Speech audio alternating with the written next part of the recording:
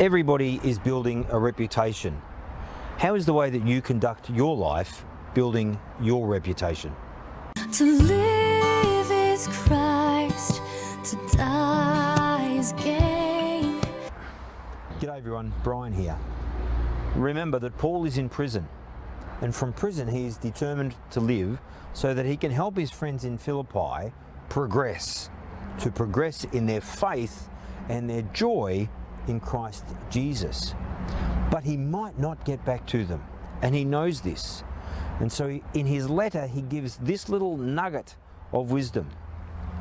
From verse 27, whatever happens, conduct yourselves in a manner worthy of the gospel of Christ. Pretty simple, isn't it? And yet it will help to build your reputation if you take this on. Whatever happens, conduct yourselves in a manner worthy of the gospel of Christ. What will that look like?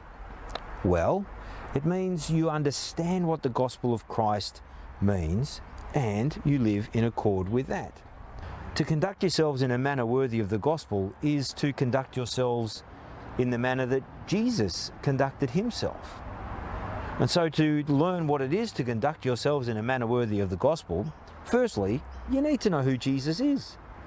And the best way to do that is to read through what we call the Gospels, those written by Matthew, Mark, Luke, and John, that begin the New Testament. Another way to help you to understand what it means to live a life worthy of the gospel is to have exactly what Paul's referred to in the earlier verses, where he is saying, I want to be there to help you to progress in your faith. Now, to have someone on your team, to have someone who is helping you to progress in your faith and to help you to live a life worthy of the gospel, it is so precious to have those people. If you belong to a church, there are likely some of those people who are there. Could you ask them to help you in that? Is there someone that you could approach to help you understand the scriptures and what they are teaching about how you should then live now that you are a disciple of Christ?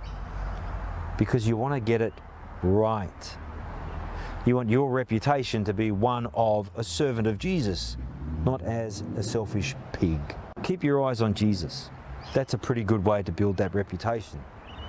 And remember, no matter what happens, no matter what laws change, no matter if Christianity becomes illegal or oppressed, no matter if you end up in prison or running a massive business, conduct yourselves in a manner worthy of the gospel. Have a great weekend. I'll see you next week.